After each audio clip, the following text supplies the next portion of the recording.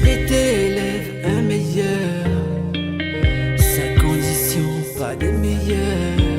Un jour, une magie. Nouvelle année, nouvelles émissions, nouveaux succès, nouveaux défis, nouveaux challenges. Mesdames, mesdemoiselles et messieurs, bonjour. Et bienvenue à bord pour le tout premier numéro du magazine L'Invité.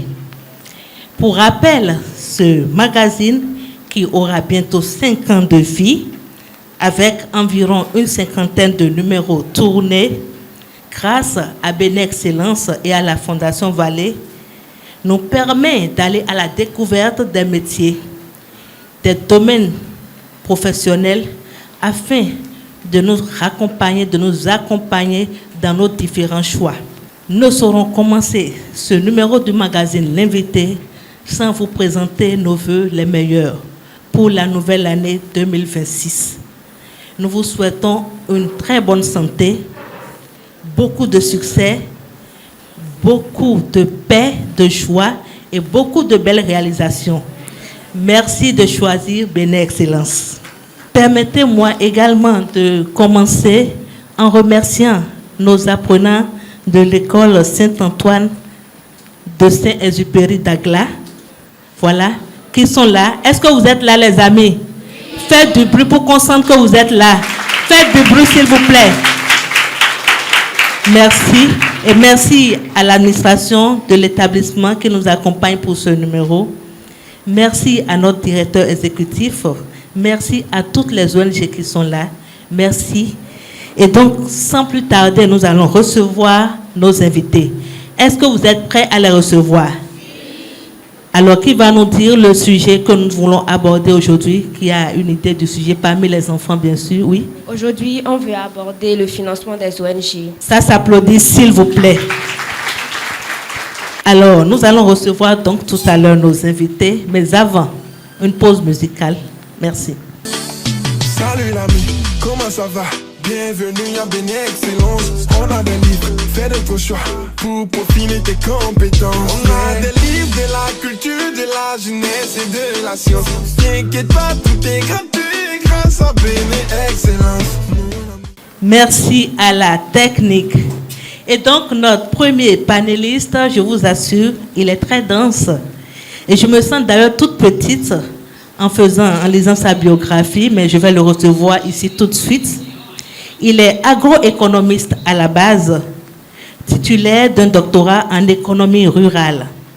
Actuellement consultant expert en microfinance et en économie rurale, il travaille souvent sur les chaînes de valeur agricole et les plans d'affaires.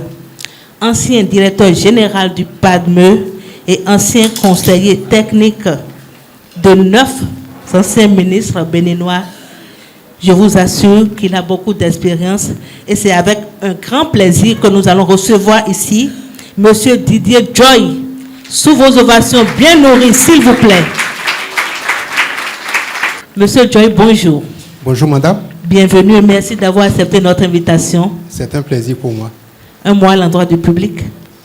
Je suis très heureux de voir même de tout petits enfants dans le public ici. Donc il y a les petits, il y a les grands. Il y a donc tout le monde est représenté ici. C'est un grand plaisir. Ça veut dire que les échanges seront assez intéressants. C'est ça. Merci. Sous vos ovations, s'il vous plaît, nous allons l'installer. Installez-vous. À sa suite, nous allons recevoir une charmante et brave dame qui n'est pas des moindres. Diplômée de l'ENAM, elle est gestionnaire de projet management de la qualité. Chargée de mission santé et organisation de la société civile à l'Agence française de développement AFD, section Bénin, avec environ 27 années d'expérience, Madame Sylvie Gomez, puisque c'est d'elle qu'il s'agit, va nous apprendre beaucoup ce matin grâce à ses expériences. Est-ce qu'on peut l'ovationner, s'il vous plaît? Encore plus fort, s'il vous plaît. Elle mérite plus. Merci. Bonjour, Madame Gomez. Bonjour, Madame Larissa. Merci d'avoir accepté notre invitation. un mot à l'endroit du public. Merci à vous d'être présents, d'être avec nous et on aura l'occasion de parler du financement des ONG. Je suis très contente. Merci. À présent, nous allons recevoir Monsieur Guillaume Reisacher. Mais laissez-moi avant tout le présenter. Il est juriste à la base, diplômé de la Haute École de commerce de Paris. Actuellement directeur adjoint de l'Agence française de développement au Bénin. Il a beaucoup d'expérience, il a pu accumuler beaucoup d'expérience grâce à son passage au Cameroun et au Niger, toujours à l'Agence française de développement. Il a également servi à l'ambassade de France au Burkina Faso. Aidez-moi à recevoir avec des applaudissements bien mérités Monsieur Guillaume Reisacher, sous vos ovations, s'il vous plaît. Monsieur Guillaume, bonjour. Bonjour. Alors, un réel plaisir de vous recevoir. Moi-même, très content d'être là avec vous. Merci. Un mot à l'endroit du charmant public. Écoutez, bonjour à tous. Encore une fois, merci à la Fondation Vallée, merci à Bénin Excellence pour l'invitation. Vraiment, on va échanger pendant ce temps-là sur le financement des ONG. Je vois qu'il y a des jeunes, qu'il y a des moins jeunes. On va essayer de s'adapter. Si vous avez des questions à la fin, bien évidemment, vous pourrez les poser. Voilà. Merci. Merci à vous, Monsieur Guillaume. Installez-vous confortablement. Pour boucler la boucle, nous allons recevoir ici une socio-anthropologue. Je me retrouve un peu. Elle est également juriste à la base, experte en genre et développement spécialisée dans l'accompagnement des ONG, avec 28 années d'expérience dans l'autonomisation des filles et des femmes. Présidente de l'ONG Elite Atakora, ex-directrice pays de la Fondation Batonga et chargée de programme genre et éducation à la coopération suisse au Bénin. Nous allons recevoir avec des applaudissements bien mérités Madame Elawama Mara. Madame Wama, bonjour. Bonjour, Madame Padou. Alors, comment allez-vous? Très bien ce matin. Ça va. Merci pour votre présence. Merci pour l'invitation. Alors, un mot à l'endroit du public. Bonjour, mesdames. Bonjour, messieurs. Bonjour, les amis. Merci à la Fondation et à la Bibliothèque Bénin Excellence pour l'invitation. Ce sera un plaisir de partager nos expériences sur le financement des ONG avec les plus jeunes ici ce matin. Merci. Merci, Madame Wama. Allez-vous. Et comme vous pouvez le constater, nous avons beaucoup de représentants d'ONG ici. Je vous assure, vous aurez beaucoup de questions. Est-ce que vous êtes prêts pour l'aventure? Oui. Très bien. Alors, à nouveau, bonjour et bienvenue. Pendant que nous préparions ce numéro du magazine L'Invité, nous avons promené notre micro, nous avons recueilli les avis des uns et des autres sur le financement des ONG. Si la technique est prête, nous allons suivre l'élément. Merci.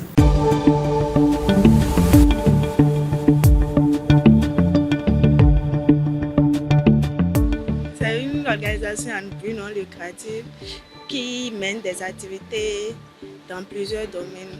Ça peut être la protection de l'environnement et bien d'autres. Comme la définition le dit, il n'y a pas de gouvernement dedans. C'est une organisation qui s'exclut du pouvoir étatique par ses activités. Une organisation privée. Les organisations non gouvernementales sont la suite des actions du gouvernement.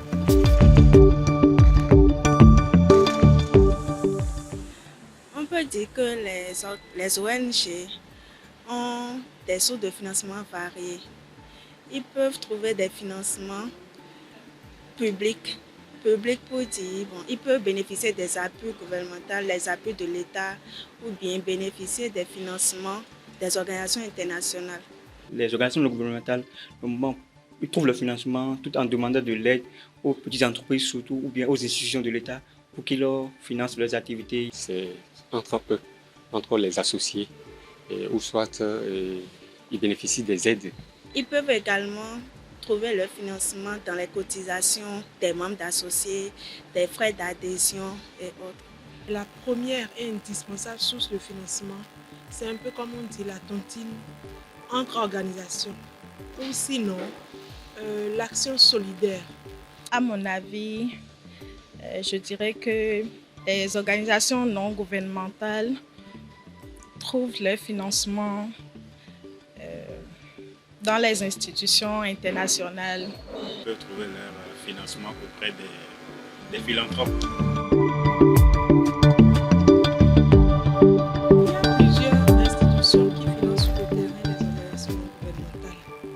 Entre autres, on peut citer l'UNICEF que tout le monde connaît. On peut citer même l'AFD qui soutient d'ailleurs les projets de Béné Excellence. On peut avoir d'autres petites organisations. Les organisations féministes, par exemple, soutiennent beaucoup d'actions des organisations locales sur le terrain. Qui finance l'ONG peut diriger l'UNICEF, l'OMS, le plan Caritas. L'ONU, par exemple, peut financer une ONG. Tout dépend du projet et de l'importance du projet, de la portée du projet. Et si l'ONG remplit les conditions, je crois qu'il n'y aura pas de problème pour qu'une organisation internationale puisse les financer. Alors, voilà, chers panélistes, ce que les uns et les autres pensent du financement des ONG. Qu'en dites-vous, s'il vous plaît? Nous allons faire un tour de table. C'est pas M. Guillaume. Merci beaucoup. Alors effectivement, il y a déjà des idées très intéressantes. On voit qu'on ne part pas de zéro. Il y a déjà certaines connaissances. Après, j'ai l'impression qu'il y a aussi certaines idées reçues. On pense que, bon, voilà, il va falloir un petit peu rentrer dans le détail pour apporter certaines connaissances supplémentaires. Merci. Merci, Monsieur Guillaume. Madame Wama. Merci. Je constate qu'il y a encore beaucoup d'idées reçues, de fausses idées sur les ONG, leur utilité, les sources même de financement et qui a nécessité d'apporter l'information, la vraie, la bonne, aux personnes qui veulent s'engager ou qui sont même engagées dans des ONG. Merci. Apporter la bonne information, c'est pour ça que nous sommes là. Merci. Alors, Madame Gomez. Merci beaucoup. Merci pour cet élément. Effectivement, comme l'a dit l'une des intervenantes, les ONG viennent un peu en renfort aux actions du gouvernement. Et ça, c'est très important. Le gouvernement a sa stratégie et la déploie, mais les ONG viennent compléter les actions que le gouvernement établi en place. Merci.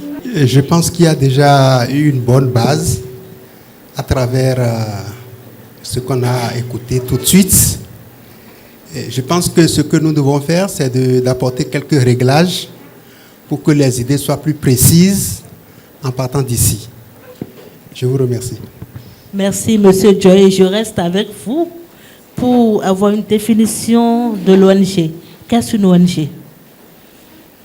Bien. Alors, je pense que pour aborder la question, je suis même content de constater qu'ici, il y a une bibliothèque.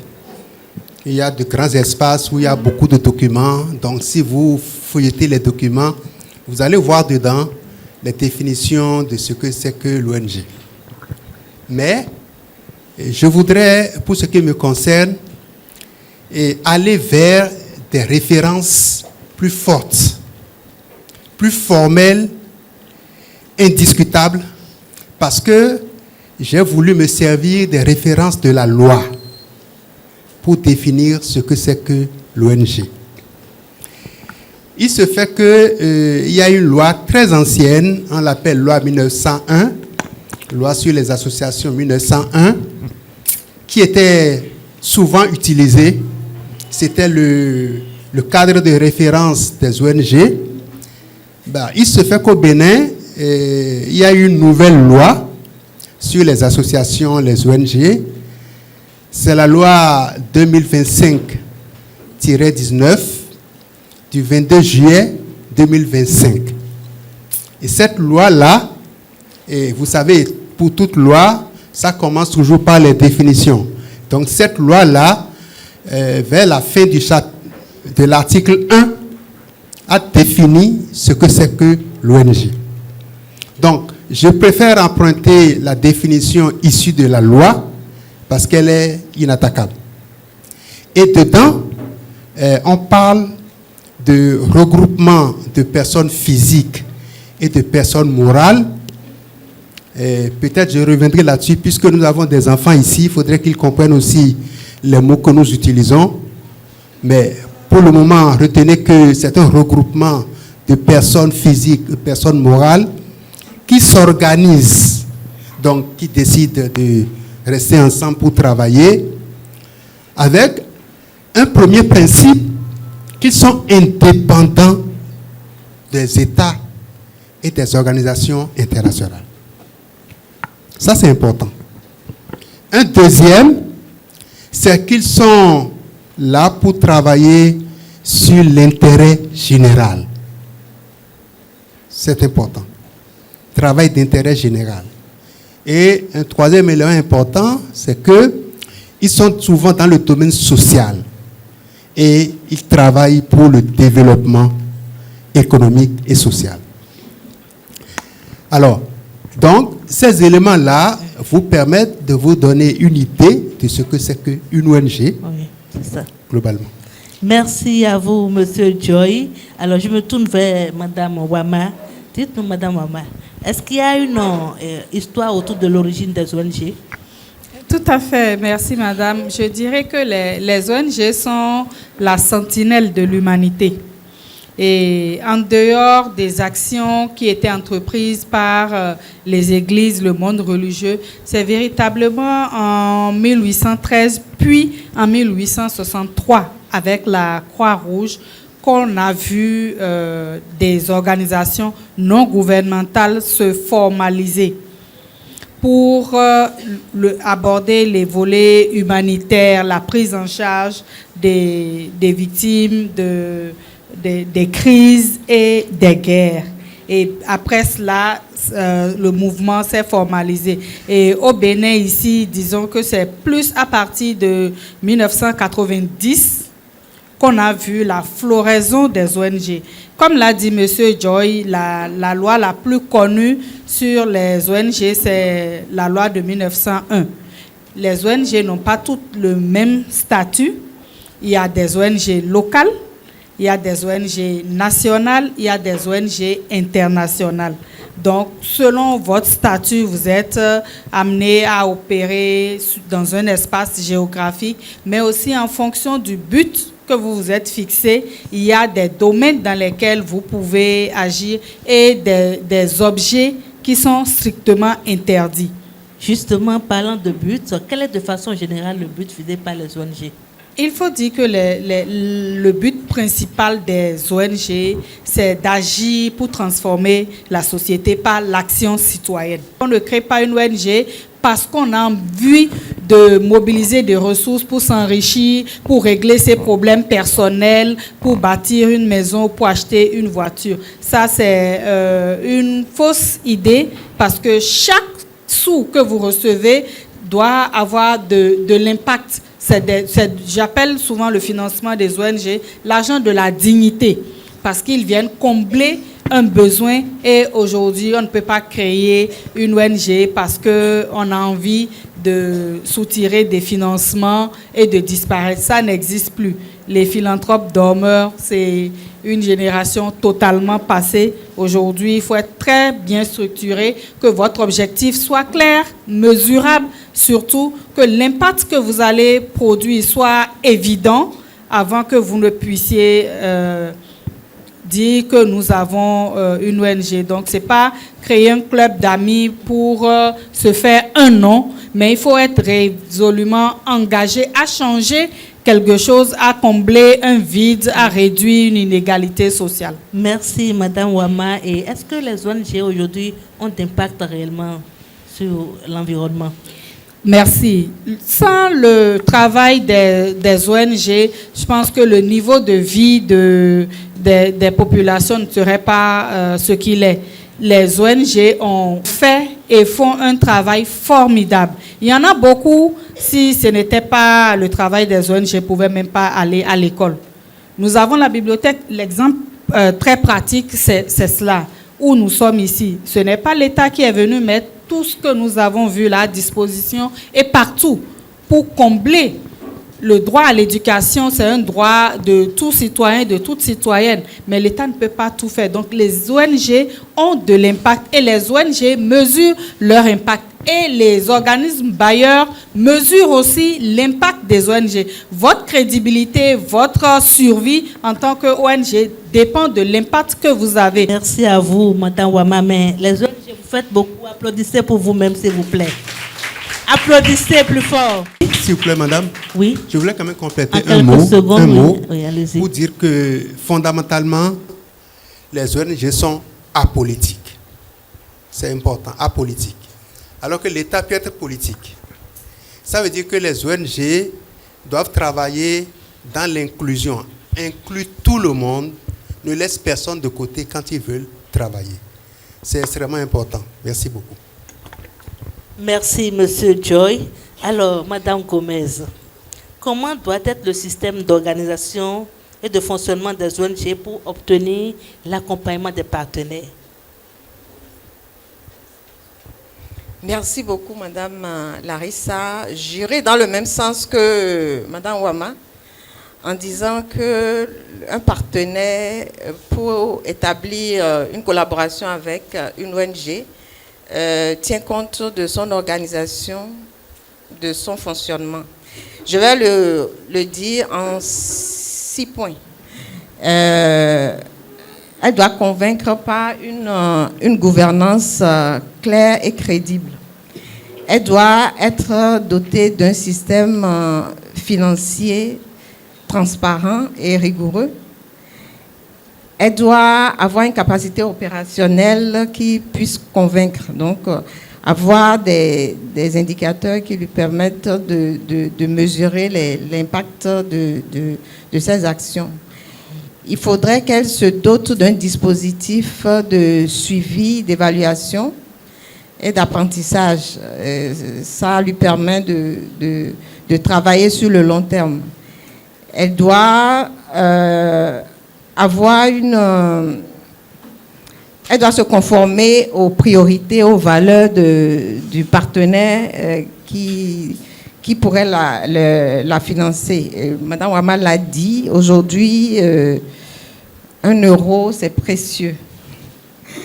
Et il faut qu'elle communique et qu'elle s'impose l'exercice de redevabilité. Donc, normalement, si elle se trouve dans ce schéma-là, la probabilité qu'elle puisse convaincre un partenaire est très, très forte. Merci beaucoup. À part... Oui, allez-y. Oui, je peux compléter. Merci beaucoup. Depuis quelques années, je crois que les bailleurs sont carrés, je dirais, avec ces critères que Mme Gomez a décrits, et les ONG, les petites ONG locales, surtout les ONG féministes, ont du mal à se mettre dans ce carcan. Elle a soulevé un point, il faut que votre demande soit conforme aux objets que finance l'organisme bailleur. Et c'est là que réside tout le problème. Il faut savoir choisir en fonction de votre objet vers qui vous allez, et nous plaidons beaucoup pour des financements flexibles. Si l'idée que j'ai, le but de mon ONG ne se retrouve pas dans les critères de ces organismes bailleurs, je deviens quoi? Si je veux transformer la vie des femmes et que je n'ai pas de système financier, ou que je n'ai même pas les ressources pour payer un audit, mais que je peux faire de l'impact, qu'est-ce que je fais?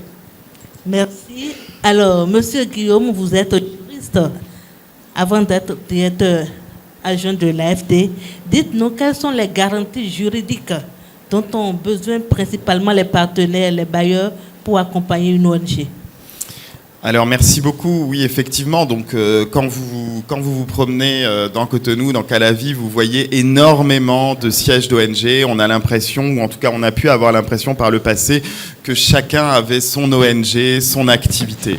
Alors effectivement, lorsqu'un partenaire technique et financier, un bailleur de fonds ou même un mécène particulier veut choisir l'ONG avec laquelle il veut travailler, forcément il va devoir être discriminant et il va regarder ça de manière assez stricte. A fortiori, dans un contexte, je ne sais pas si vous l'avez vu lorsque vous regardez l'actualité, notamment à l'international, de rarification de la ressource, c'est-à-dire qu'il n'y a plus autant d'argent que ce qu'il y a pu y avoir par le passé. Il y a certains pays comme les États-Unis qui ont énormément diminué leur coopération. Pour la France également, les difficultés budgétaires que connaît la France, ça impacte également forcément sur les financements qu'ils donnent à l'international. Donc il y a des critères. Ça peut varier pour chaque bailleur. L'Agence française de développement a ses critères, mais globalement, chaque partenaire technique et financier a des critères. Et là, ce dont je vais vous parler, c'est les critères un petit peu généraux qu'on va retrouver globalement partout. La première, évidemment, c'est la légalité. C'est-à-dire que dans le pays dans lequel vous êtes, il faut que l'ONG, l'organisation, soit enregistrée d'habitude au niveau du ministère de l'Intérieur et son récépissé et en fait soit conforme à la réglementation nationale. Ça, c'est le premier critère qui est indispensable. Ensuite, le deuxième critère qui est aussi important, c'est évidemment la transparence financière. Lorsqu'un partenaire va donner son argent, il faut qu'il soit sûr qu'il y ait une bonne comptabilité, il faut qu'il soit sûr qu'il y ait des audits, éventuellement un commissaire aux comptes, et qu'il y ait une capacité de suivi et de reporting qui soit rigoureuse.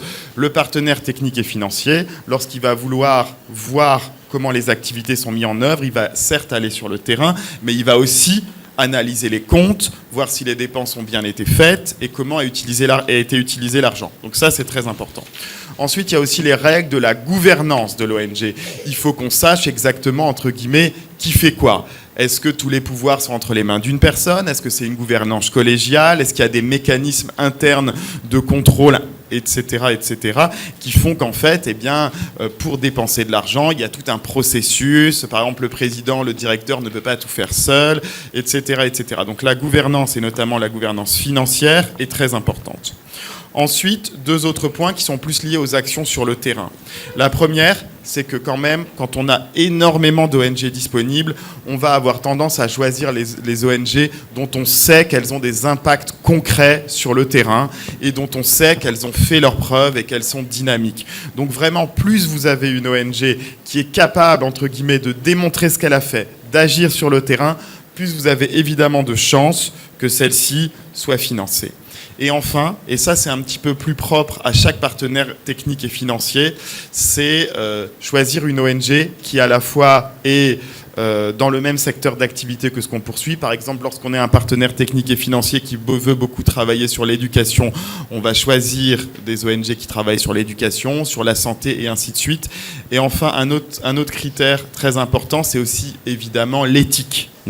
On va vouloir que notre argent soit utilisé conformément à des normes éthiques, à des standards. Donc on va évidemment choisir des ONG qui vont également dans ce sens-là. Ensuite, pour les caractéristiques propres à chaque financement, c'est vraiment à vous de vous rapprocher de chaque bailleur, de chaque partenaire, pour savoir quels sont les critères qui sont propres pour chaque type de financement. Là, j'ai plutôt énoncé les conditions générales. Merci. Et Monsieur Joy, dites-nous, sur quelle base évaluez-vous les ONG pour garantir la bonne gestion des fonds? Question très importante. Oui. Et je dirais que il y a que les ONG doivent concilier à tout moment leur mission sociale avec les exigences de transparence et de performance des bailleurs. Et donc, si on veut donc évaluer les ONG, on va aller sur le terrain de la performance, de la transparence, de la gouvernance, et aller aussi sur le terrain de leur mission sociale, de la proximité qu'ils ont avec la cible, des impacts qu'elle introduit au niveau donc de la cible, de l'atteinte des résultats, des changements que les actions provoquent au niveau donc de la cible, autant d'éléments qui seront rigoureusement demandés par les partenaires et même par la communauté elle-même. Merci. Alors, et à l'IFA, comment se passe le suivi?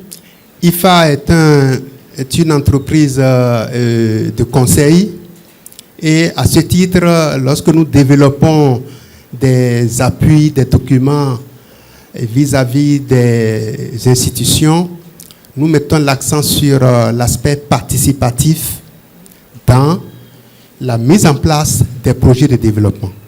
L'aspect participatif garantit que les différentes parties concernées sont prenantes au projet dans tous ces compartiments, du début jusqu'à la fin, de sorte que les différents éléments qui permettent d'évaluer le projet sont à la disposition de tout le monde.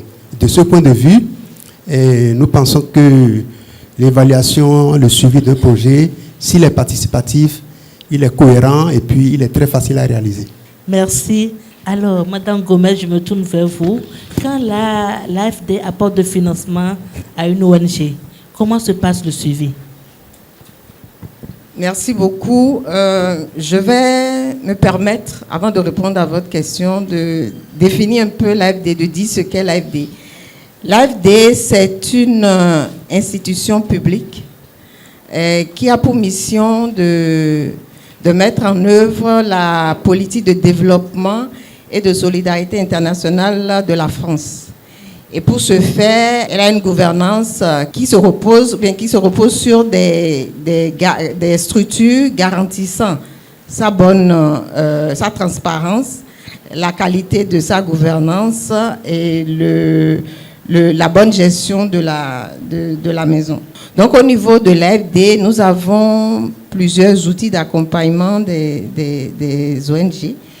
Mais l'outil phare que nous appelons Initiative aux ONG est un produit qui nous permet d'être aux côtés de l'ONG sur tout le cycle de projet, donc sur tout le processus. Donc, depuis la phase d'instruction, de suivi et post-suivi. Donc, généralement, sur tout le processus, l'AFD est aux côtés. Elle ne fait pas, mais elle accompagne. Merci. Merci à vous, Madame Gomez. Alors, Monsieur Guillaume, est-ce qu'il n'arrive pas que le partenaire se trouve limité dans le financement des ONG? Le bailleur. Merci beaucoup. Oui, oui évidemment, comme toute structure, parfois on peut être limité. Et ça, c'est aussi important de le dire pour ceux qui ont des projets, pour ceux qui ont des ONG. Lorsque votre projet n'est pas retenu, lorsque votre projet n'est pas financé, ça ne veut pas forcément dire qu'il n'est pas bon. Ça peut vouloir dire qu'il faut le renforcer, qu'il faut le structurer, mais ça peut aussi vouloir dire que le partenaire, le bailleur, au moment où vous soumettez le projet, en fait, ne peut pas le financer. Merci. Alors, Madame Wama, dites-moi, est-ce que vous pensez que le financement des organisations non gouvernementales par la coopération suisse aujourd'hui, ça a des impacts positifs par rapport aux résultats attendus? Merci beaucoup. La coopération suisse accompagne le Bénin depuis plus de 30 ans. S'il n'y avait pas d'impact, cette coopération n'allait sûrement pas être encore active au Bénin. Il y a des ONG locales, des ONG béninoises qui ont pu obtenir des financements de plusieurs milliards de la coopération suisse, grâce à leur sérieux, grâce à l'impact, grâce au système de gouvernance mis en place par ces ONG locales-là. Permettez-moi, je ne vous coupe pas, mais est-ce que les ONG ont l'information? Est-ce que c'est au bailleur de vous apporter l'information ou c'est à vous de chercher l'information? Ce qui est sûr, il y a aujourd'hui, tous les organismes mettent leurs informations sur des sites, lancent des appels à propositions. Il faut que, et là je m'adresse vraiment aux jeunes qui ont des ONG ou qui ont des idées porteuses, il faut savoir, par exemple, quand est-ce que l'AFD ouvre ses appels à propositions et quand est-ce que c'est clôturé. Il faut savoir quand est-ce que si on a fini d'établir notre plan de travail annuel et que vous venez soumettre votre projet, ce n'est pas éligible. Donc, il faut que les jeunes aillent chercher l'information. Elle est disponible. L'information est la bonne. L'autre élément, c'est surtout la crédibilité, la gouvernance. Parfois, vous soumettez des dossiers pour défendre une thématique et tout ce que vous-même vous faites ou tout ce que vous publiez sur vos réseaux sociaux vont à l'encontre totale du but pour lequel vous prétendez agir. C'est totalement aberrant. Et il y a personne. L'argent que la coopération suisse donne, c'est l'argent des contribuables suisses. Donc nous devons penser, si c'était nous qui donnons cet argent, est-ce qu'on aurait aimé qu'il soit utilisé de telle manière? Et ça me ramène à dire que nos ONG locales doivent apprendre aussi à faire de l'autofinancement ou du cofinancement. Les initiatives sont tellement émiettées, se ressemblent, c'est du copier-coller à la limite. Il n'y a pas de particularité. Il n'y a pas de particularité qu'on se dit, pourquoi ces organisations ne se mettent pas ensemble pour être plus fortes et pouvoir aller vers des sources de financement? Pourquoi on ne pense pas à l'autofinancement d'une partie? On vous apporte des dossiers où c'est 100% l'argent du bailleur pour mettre en œuvre le projet. Ça pose un peu un problème. Merci. Ce n'est pas que je défends les ONG, mais si elles doivent se mettre ensemble, est-ce qu'il n'y aura pas un problème d'intérêt? Pas du tout. Vous savez, j'ai été dans la position de diriger des ONG, donc de recevoir des financements. Et je suis aujourd'hui dans la position de donner des financements. Je peux fortement vous dire qu'il y a certains appels à propositions où des organisations se mettent ensemble et leur dossier peut répondre aux critères de l'appel à proposition. Il faut qu'on développe cette culture-là. Merci à vous, Madame Ouama. Très beau développement. Alors, Madame Gomez, l'Agence française de développement, ça existe au Bénin depuis combien d'années? Merci beaucoup. On est au Bénin. Cette année, on fera 80 ans. Donc...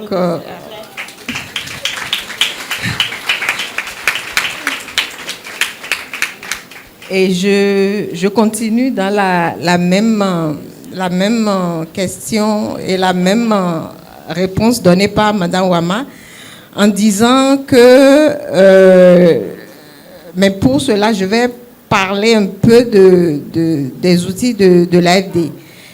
L'AFD a fait un choix stratégique. Pendant longtemps, pendant plusieurs décennies, elle a accompagné les ONG françaises. L'objectif derrière, c'est de pouvoir renforcer les ONG locales et nationales pour les faire grandir en maturité et en compétences. Donc, nous, pendant longtemps, on ne finançait que les ONG françaises qui, dans leur mise en œuvre, ont l'obligation de financer des ONG locales ou nationales. Et cet exercice a porté ses fruits et depuis 2022, on a ouvert ce dispositif aux ONG nationales et locales parce qu'on a compris que cet accompagnement a fait grandir certaines ONG. Donc aujourd'hui, ces ONG qui étaient partenaires des ONG françaises sont aujourd'hui éligibles à pouvoir mettre en œuvre des projets sur financement de l'AFD. Merci. En tout cas, merci à l'AFD et à la coopération suisse pour tout ce qui se fait. Nous sommes en train de finir déjà la toute première partie du magazine. Alors, Monsieur Joy, dites-nous, est-ce que vous pensez qu'une ONG peut fonctionner aujourd'hui sans le financement d'un bailleur? En 30 secondes, s'il vous plaît. Question difficile, mais en théorie, l'ONG peut fonctionner sans financement bailleur, mais dans la pratique, c'est plus compliqué. Je pense que les ONG, en rédigeant déjà leurs tests, comme ressources dont ils disposent, il y a les cotisations, il y a les dons, il y a même en nature, quelqu'un peut mettre son bâtiment à disposition. Donc il y a des ressources. Il peut faire des tontines pour avoir des... Mais c'est souvent pas suffisant. Oui. Ça ne leur permet pas d'être visibles et d'avoir des résultats concrets à fort impact. Merci. Voilà pourquoi ils doivent compter sur les bailleurs. Merci, M. Joy. Pour finir, M. Guillaume, est-ce qu'il arrive que l'AFD ou bien les bailleurs, de façon générale, aillent à une rupture de contrat? Merci beaucoup. Écoutez, si vous voulez, on peut comparer ça finalement à un mariage. Globalement, la plupart du temps, ça se passe bien. Mais de temps en temps, malheureusement, on est obligé d'y mettre fin, quoi. Et donc, pour les financements des ONG, si vous voulez, c'est un petit peu la même chose. Alors, il y a plusieurs raisons, hein. Évidemment, c'est à faire au cas par cas. La première raison, c'est le non-respect des obligations liées au financement, c'est-à-dire une absence de redevabilité, un mauvais usage des fonds, etc., etc. Ça, c'est possible. Et parfois, ça peut nous obliger à mettre fin. Il peut aussi y avoir l'absence de résultats ou le faible impact. Ça ne veut pas forcément dire qu'on va arrêter le projet, mais peut-être qu'on ne va pas le renouveler et qu'on va considérer au final qu'il vaut mieux travailler avec une ONG parce que celle-ci n'a pas donné satisfaction. Mais dans l'ensemble, je vous rassure, dans la grande majorité des cas, ça se passe bien et on continue, voire quand on peut, on renouvelle. Et notre souhait, c'est que cela se passe toujours bien. Merci à vous, chers panélistes. Oui, Madame Wama, vous avez quelque chose à dire? Oui, en 5 secondes. Revenir. Une ONG sans financement externe, c'est comme un baobab sans pluie. D'accord. Survivant, mais stérile. C'est ça. Et je dirais aux ONG, merci. Ils sont contents, hein? D'apprendre au démarrage à autofinancer et d'avoir aussi des plans pour qu'à long terme, ils puissent survivre sans financement. Merci. Travaillons à être de bons partenaires. Oui. Je pense que ça résume tout. Merci à vous, chers panélistes. Et comme vous le savez, à Bénin Excellence, nous avons plusieurs catégories d'ouvrages. Nous allons donc faire un tour vers la table d'exposition pour faire des choix de livres. Sous vos ovations, s'il vous plaît. Merci.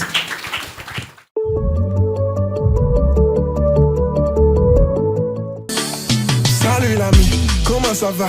Bienvenue à Bénin Excellence. On a des livres, fais de vos choix pour peaufiner tes compétences. Merci à la technique.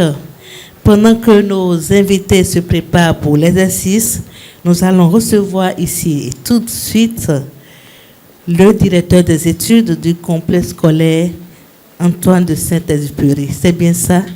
Si je prononce mal, vous pouvez me dire. Merci. Le directeur des études, c'est bien sûr M.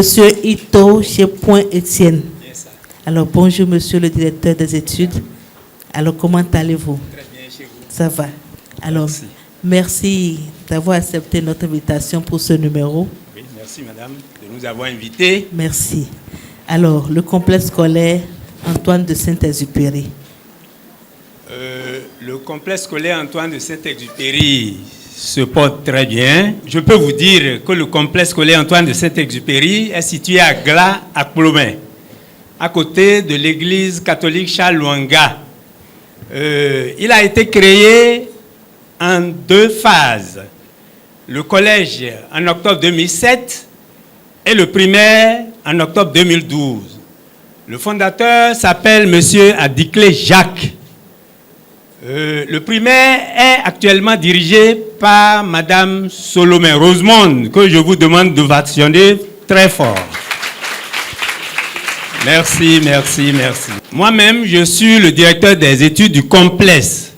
Naturellement, on m'appelle M. Ito Gougla Etienne. Merci. L'ensemble des élèves est encadré par des enseignants compétents et dévoués à la tâche, ce qui nous permet d'obtenir des résultats très satisfaisants en fin d'année au cours des différents examens. Est-ce qu'on peut avoir quelques pourcentages? Sans aller en profondeur, je peux vous dire que, en ce qui concerne le CEP, les 3 dernières années, nous avons eu 100% de nos résultats. En ce qui concerne les résultats du BEPC, nous sommes toujours situés dans la fourchette de 85 à 95%. Ça s'applaudit aussi. Merci. Au baccalauréat, nous sommes toujours dans la fourchette de 80 à 90%.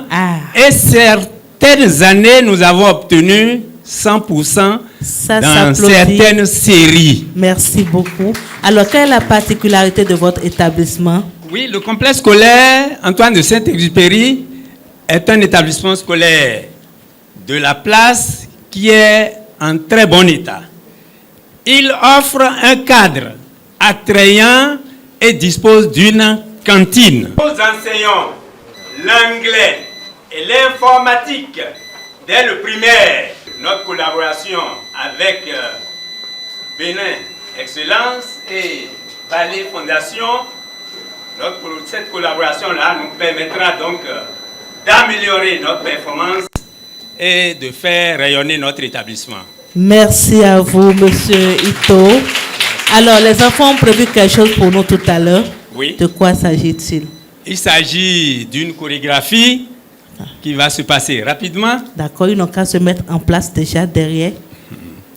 Ensuite, nous avons aussi quelques questions en ce qui concerne la conférence. D'accord.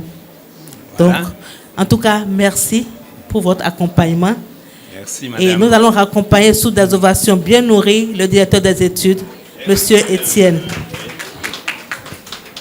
Alors, chers panélistes, retour sur ce plateau. Vous avez parcouru un peu les livres choisis. Nous allons faire un tour. Monsieur Guillaume, vous êtes prêt? Vous avez choisi quel livre déjà? Merci beaucoup. Alors, moi j'ai choisi un livre sans doute de ressources humaines qui s'appelle « Gérer les personnalités difficiles ». Alors pourquoi j'ai choisi ce livre? Parce que que ce soit à l'école, que ce soit à l'université, que ce soit dans les ONG, que ce soit dans les entreprises, à tout moment, on peut rencontrer des gens avec qui c'est un petit peu plus difficile de travailler, avec qui le courant passe mal, mais pourtant ce sont des gens qui peuvent avoir des qualités, qui peuvent avoir des compétences et qui nous sont utiles. Et donc voilà, à mon avis, ce livre est très intéressant pour nous permettre de nous donner les outils pour, malgré tout, travailler avec eux et tirer le maximum qui est possible pour la structure. Voilà, merci beaucoup. Madame Wama. J'ai choisi, bien évidemment, affirmer votre leadership. C'est mon travail au quotidien sur le leadership des filles et des femmes pour les amener des seconds rôles à devenir des leaders, des personnes suivies. On n'a pas besoin d'être parfaite pour être une leader. Et là, permettez que je m'adresse aux filles et aux jeunes femmes qui sont dans la salle. C'est pas une discrimination, voilà, et d'ailleurs, nous sommes bien nombreuses. Pendant longtemps, on nous a habitués à être des suiveuses. Nous n'allons plus continuer à être des promeneuses. Nous allons être des leaders avec qui nous sommes. Ça s'applaudit, s'il vous plaît, les filles. Ça s'applaudit. Merci. Alors, Madame Gomez. Merci beaucoup. Moi, j'ai choisi les implications économiques, comptables et fiscales dans le système WADA. Je disais tantôt qu'une ONG doit, pour ses activités, avoir une discipline financière. Il est vrai, elle n'est pas une entreprise commerciale, mais dans sa mission, il peut lui arriver de vendre des biens, des services. Donc, c'est un document qui ne doit pas être complètement négligé. Donc, c'est dans ce cadre-là, c'est dans cette logique-là que j'ai choisi ce livre. Merci. Ça s'applaudit, s'il vous plaît. Alors, Monsieur Joy, vous avez choisi quel livre? J'ai choisi un livre sans hésiter sur la boîte à outils de l'organisation. Je n'ai pas hésité parce que une ONG est une organisation. Et une organisation doit avoir pour ambition d'aller capter des financements pour aider à réduire les problèmes qui l'ont fait naître, pour aider à réaliser sa mission sociale. Mais si vous maîtrisez les outils pour bien vous organiser, pour atteindre vos objectifs, vous avez réussi. C'est pour cela que ce livre-là, je vous le conseille fortement. Merci. Merci à vous, Monsieur Joy. Ils ont parfaitement réussi l'exercice. Et donc, nous allons, avant d'aller à la toute dernière partie, l'étape des questions, si les enfants sont prêts, en 3 minutes, nous allons suivre leur chorégraphie. sous vos ovations, s'il vous plaît. J'ai juste envie de me rendre chez ton père, demander ta main. Je me suis juré de pas voir ailleurs pour te donner le meilleur. Bébé, quand je te vois passer, j'ai juste envie de t'embrasser. Danse, danse, danse, danse avec moi, tatou. Bouge, bouge, bouge, bouge avec moi, tatou. Ah, joli tatou, allez tatou, danse avec moi. Yeah, joli tatou. Allez tatou, fais les mouvements pour être bio, tatou, tatou. Ça s'applaudit, s'il vous plaît.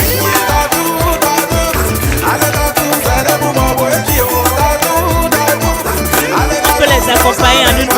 On va se lever pour les accompagner, les enfants. Quelques mouvements pour les accompagner. Non, Blaise, tatou a volé mon cœur. Oh, je l'aime bien. Zouzou amour bio. Mani sagani mamude mamidela. Masiata moudele a croquis digi chanter pour sa jolie tatouée. Elle est mignonne, ouais, tatouée. Elle est jolie, yo, ouais. Danse, danse, danse, danse avec moi, tatou. Bouge, bouge, bouge, bouge avec moi, tatou. Ah, jolie tatou. Allez, tatou, danse avec moi. Yeah, jolie. Encouragez-les, s'il vous plaît. Encouragez-les.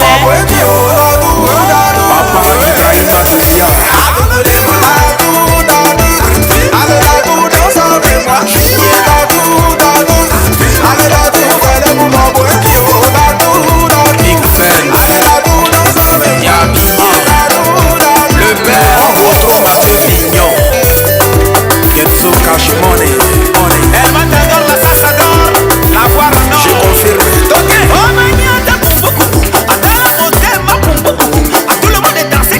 Général Kalash, Charlie la légende, Saka, Bo, Tata Muslim.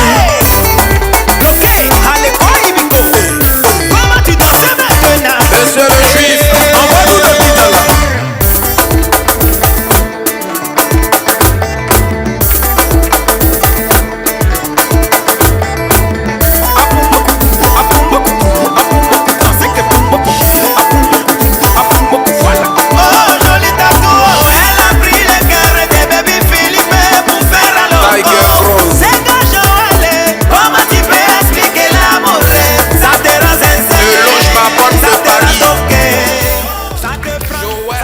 Est-ce qu'on peut applaudir très fort pour les accompagner, s'il vous plaît, sous vos ovations, s'il vous plaît. Bravo les enfants, bravo, bravo, merci. Et nous allons les accompagner avec des ovations bien nourries, s'il vous plaît. Ça, c'est une marque d'Antoine de Saint-Exupéry. Merci beaucoup. Alors, toute dernière étape de ce numéro de votre magazine L'invité, l'étape des questions. Et avant cela, nous allons laisser une commission à nos invités. Alors, le directeur de la Fondation Vallée, Dr Espérant Padonou, président de Bénin Excellence, a tout mis en place. Il n'est pas là, malheureusement, pour d'autres obligations. On a prévu avec le directeur exécutif des coffrets pour vous. Donc, nous allons inviter ici le chargé pôle bibliothèque, M. Camille Padonou, chargé pôle bibliothèque de la FSS, Mme Marthe Aurel, pour remettre les coffrets. Excellence, excellence, pour la promotion d'excellence dans notre pays, belle éducation ici c'est excellence, excellence, pour la promotion d'excellence dans notre pays, belle éducation. C'est vrai qu'on entend beaucoup parler d'organisations non gouvernementales, d'ONG, mais est-ce qu'il existe des organisations gouvernementales? Et si oui, est-ce que ces organisations-là sont plus connues que les ONG? Je vous remercie. Tout comme il existe des organisations non gouvernementales, c'est qu'il existe des organisations gouvernementales. Le gouvernement a des déploiements d'actions conduites par les organisations. Et peut-être que ça ne s'appelle pas comme ça, mais le gouvernement a aussi des actions qui sont encadrées par ses administrateurs pour une ONG qui n'avait encore jamais été accompagnée par des partenaires internationaux, est-ce qu'il y a un processus type qu'ils doivent suivre pour entrer peut-être dans leur base de données et commencer par soumissionner aux appels à candidature? Merci. Chaque organisme bailleur a ses critères et ses périodes ou ses procédures. Lorsque l'organisme bailleur lance un appel à proposition, vous pouvez postuler. Il y a certains organismes aussi qui lancent un appel à constitution de base d'organisation avec lesquelles travailler. Vous pouvez vous inscrire et si vous répondez aux critères, vous entrez comme ça dans la base et s'il y a des appels, on s'adresse, on envoie à cette mailing list-là. Nous sommes confrontés par moment à une question qui est de savoir si l'organisation en question a des expériences allant de 5 à 10 ans dans un domaine donné, selon les appels. Alors, ma question est de savoir, dans ces cas d'espèces où l'équipe qui forme l'équipe projet, personnellement, les membres de l'équipe projet mobilisent des expériences allant jusqu'à 10 ans, 15 ans, sur la thématique, mais avec d'autres ONG. Et je reviens alors demander si dans ce cas, il y a une manière que vous pouvez nous conseiller ici de valorisation de compétences qui peuvent permettre à l'organisation de pouvoir postuler à ce projet, malgré que l'organisation même ne mobilise pas ces dizaines d'années d'expérience. Ce que moi je pense, c'est que dans une ONG, c'est des ressources humaines qui travaillent. Donc, lorsque l'ONG n'a pas les 10 ans d'expérience, alors que les ressources humaines avec lesquelles l'ONG travaille ont plus de 10 ans d'expérience acquise ailleurs, ça peut être valorisé. Je pense que pour valoriser ce genre d'expérience, il ne faut pas forcément vouloir aller directement en mono. Il faut se mettre en consortium parce que lorsque vous vous mettez avec des ONG qui ont déjà cette expérience, avec le temps, vous allez forger vos expériences et après, vous pouvez directement soumissionner. Pour quelqu'un qui porte un projet et une ambition de créer une ONG, quel conseil donnerez-vous à la personne? Une ONG, c'est une entreprise à gérer qui doit être viable, qui a des exigences, qui, en termes de temps, d'énergie, de conviction et de ressources, et d'avoir un plan d'affaires pour votre ONG, comme vous l'aurez fait pour votre entreprise en business, et de se dire, je ne crée pas une ONG pour m'enrichir ou pour me faire une source de revenus, mais pour impacter, donc avoir vraiment la fibre sociale avant de s'engager pleinement et se former, s'informer. Quel est l'impact du financement sur l'efficacité des ONG? Je dirais que les financements, c'est une condition qui est nécessaire pour la mise en œuvre des activités, mais qui n'est pas forcément suffisante. Ce n'est pas parce qu'on a de l'argent qu'on fait des choses bien, mais si on veut faire des choses bien, il nous faut de l'argent. Alors, les ONG sont très souvent apolitiques, mais dans certains pays d'Afrique, on remarque qu'ils sont très souvent persécutés. Donc moi, je veux savoir pourquoi ils sont persécutés dans ces pays. Persécutés, c'est peut-être trop dire, mais parfois le travail des ONG dérange. Comme je l'ai dit, les ONG, ce sont les sentinelles de l'humanité et donc, par le plaidoyer, on amène les gouvernants à faire ce qu'ils n'ont peut-être pas planifié de faire en ce moment-là. J'aimerais savoir comment les ONG gèrent-elles leurs fonds, d'une manière assez brève, leur planification financière. Les ONG, et comme toute organisation, doivent chaque année avoir un plan de travail et de budget basé sur ce qui est déjà acquis. Mais ça n'empêche pas qu'en cours d'année, il y ait des offres qui soient lancées et que ces ONG-là postulent pour gagner ces offres. Et donc, par le biais des plans de travail annuels et de budget, je pense que les ONG doivent pouvoir avoir un instrument financier pour gérer l'essentiel de leurs activités. À quoi est due la floraison tardive des ONG du Bénin? Avant 1990, il y avait un régime que nous connaissons, un régime dictatorial, liberté réduite, etc. Un cadre comme ça ne favorise pas le développement d'ONG. C'est à partir de la conférence nationale de 1990 qu'on a senti réellement que la liberté a pris vraiment, beaucoup d'ONG ont commencé par se mettre en place. Une jeune association comme la nôtre, comment pouvons-nous nous rendre visibles auprès des bailleurs de fonds? Votre visibilité dépendra des actions que vous menez. Les ONG, aujourd'hui, avec les réseaux sociaux, font un travail de plaidoyer ou de visibilité. Les bailleurs regardent ce que vous faites sur les sites web, ils regardent ce que vous faites sur LinkedIn. Ne nous cherchez pas sur TikTok. Ce n'est pas votre travail que vous faites remarquer. Est-ce que c'est possible que deux bailleurs puissent financer le même projet? Merci. Alors écoutez, financement multi-bailleurs, effectivement, globalement oui, c'est possible, il n'y a pas de règle. Nous, il nous arrive assez régulièrement d'aller ce qu'on appelle en cofinancement avec d'autres partenaires, même parfois avec des fondations, il n'y a pas de règle préétablie. Il peut y avoir certaines règles pour appel à projet, mais nous, on est tout à fait intéressés à financer avec d'autres partenaires. Et d'ailleurs même, c'est souvent un gage de sécurité, de sécurisation et de crédibilité.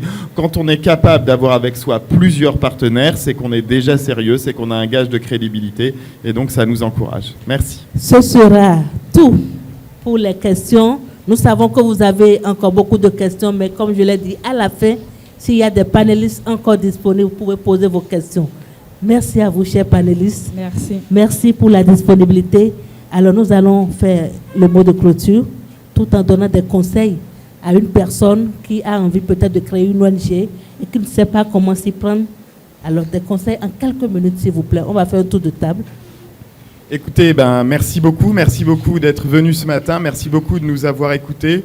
Moi, peut-être le conseil que je peux vous donner, c'est premièrement de ne pas vous décourager si jamais votre projet n'a pas été financé. Ça ne veut pas dire que le projet est mauvais, mais ça veut dire qu'il y a de nombreux facteurs à prendre en compte. Ça, c'est la première chose. Et la deuxième chose, vraiment, si vous voulez,